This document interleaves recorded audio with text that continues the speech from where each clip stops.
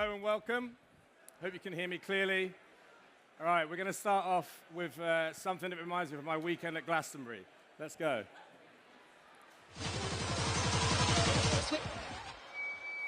Ladies and gentlemen, can I have your attention, please? I'm sorry, but the police are here. They've asked us to stop the party. Fuck off! All right. We know how to grab attention. All right, music, DJs, we all know it. Art, the art world knows it. Attention is an art more than it is a science. Tracy Emin knew it. The Chapman brothers knew it. And even our little kids know it too. Little boys and little girls. All right. As advertising shows, all right, the old cues of advertising, it's clear why we get attention, how we get attention. Whether it's the lights, the imagery, the associations, advertisers know it. Defacing, witty copy lines, graffiti, it's all there.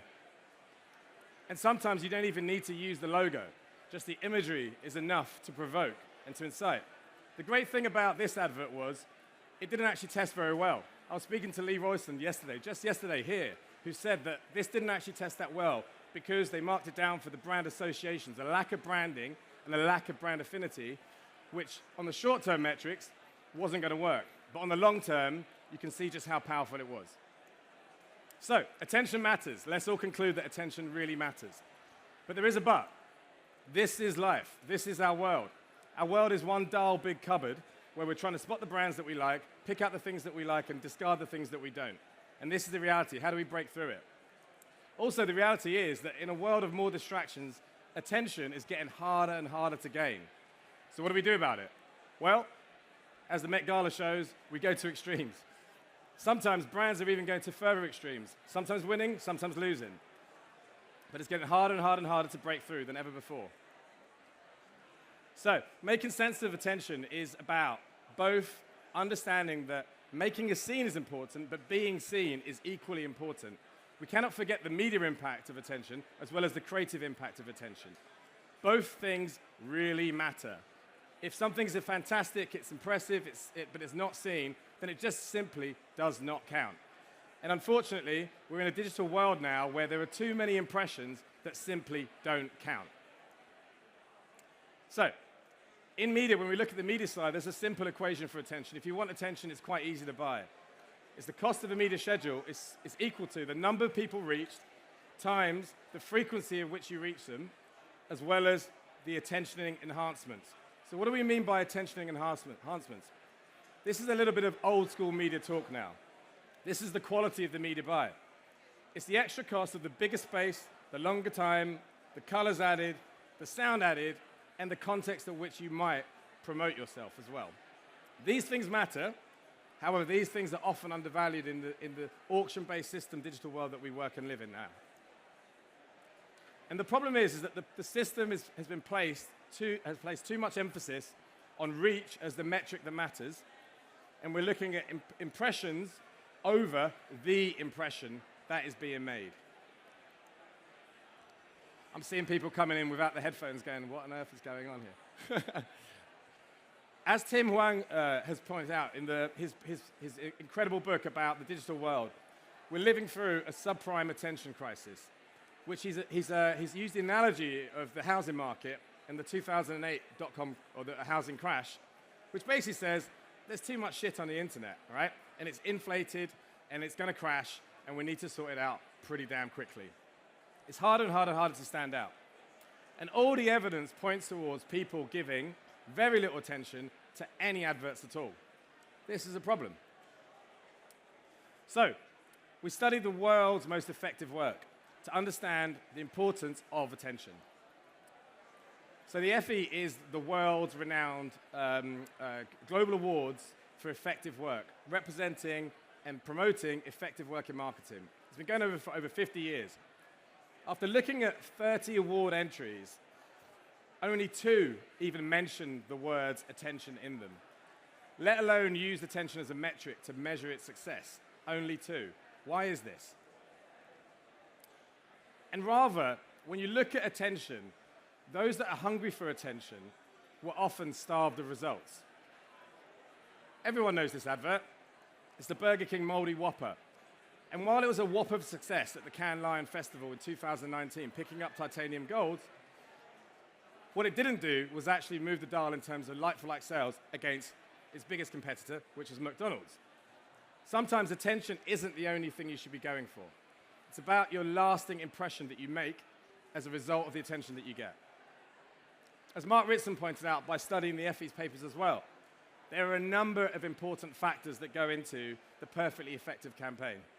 Whether it's qual and quant diagnosis, clear strategic objectives, long mass marketing branding, shorter targeted performance, tight differentiated positioning, heavily, consistently codified, investing more than competitors, astonishing creative, and multiple integrated channels. There's a long, long, long, long list. And attention is somewhere in there if you look hard enough, but it's hard to find. So, in conclusion, the point about attention is it's not the attention that matters, it's the retention of attention that matters most. And advertising is far too skewed to the short-term metrics, and attention is unfortunately becoming one of those. In many media buyers, we're talking about the fractions of a second, or we're talking about metrics like viewability, whether the ad is even seen or not how long the lasting impression of that advert that was seen was. So we're measuring the wrong thing. And often we need to look elsewhere for insights into how we reap the awards of attention. And as we can see, whether it's music, art, popular culture, kids at festivals, or really great creative work, there are clues that are out there that we need to lean on and we need to understand. But it's the long-term impact of the attention that matters most. So, it's important to recognize you shouldn't get attention by buying impressions that don't count. You've got to get attention in order to make the impressions, that count. So, let's go outside the world of media and look for probably what was one of the most successful brands of all time. And let's learn how to win and make a lasting impression from Muhammad Ali. Some would say the greatest. Certainly he would say, I am the greatest. All right, be distinctive in how you show up. Have a point of view that really stands out. Have something aspirational that people want to go for. Set a direction and make sure it is truly unique and distinctive, however outlandish it might be. Stand for something greater. Be a brand with purpose. There are too much choice out there. There's too much bland brands in the cupboard right now. You've got to add some extra bit of magic to what you stand for and make it mean something. Conscious consumers want brands that are making conscious, purposeful choices with how they do business. And you've got to be prepared to stand by what you say. Don't wobble on your morals. Be conscious in your advertising choices. As we said, there's a lot of shit impressions out there. You've got to buy the impressions that count, the impressions that don't cause harm, the impressions that elevate your brand, that give you more time and more of a platform to tell your story and to use that attention wisely. And the final point is you've got to be a storyteller. You've got to use media that gives space, time, and the room to tell a great story. And here's a great story from the best. Man, been chopping trees. I done something new for this fight. I done wrestled with an alligator. That's right. I have wrestled with an alligator. I done tussled with a whale. I done handcuffed lightning, throw thunder in jail. That's bad. Only last week, I murdered a rock, injured a stone, hospitalized a brick. I'm so mean, I make medicine sick. Man, dude. Bad. Fast. Last night, I cut the light off my bedroom, hit the switch, was in the bed before the room was dark. Incredible. Fast. Incredible. And you, George Foreman, all of you chumps are gonna bow when I whoop him. All of you. I know you got him. I know you got him picked. But the man's in trouble. I'm gonna show you how great I am. Muhammad Ali, 60 years to this year of being the world champion.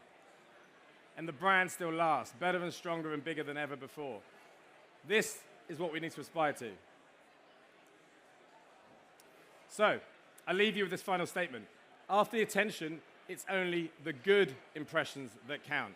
Think consciously, grab attention, but make sure it lasts. Thank you very much. I'm Dino Myers-Lamptey, and this is the Barber Shop. I've given you a lot of time for questions if you want any. Otherwise, it's time to go back and do something great. Thank you.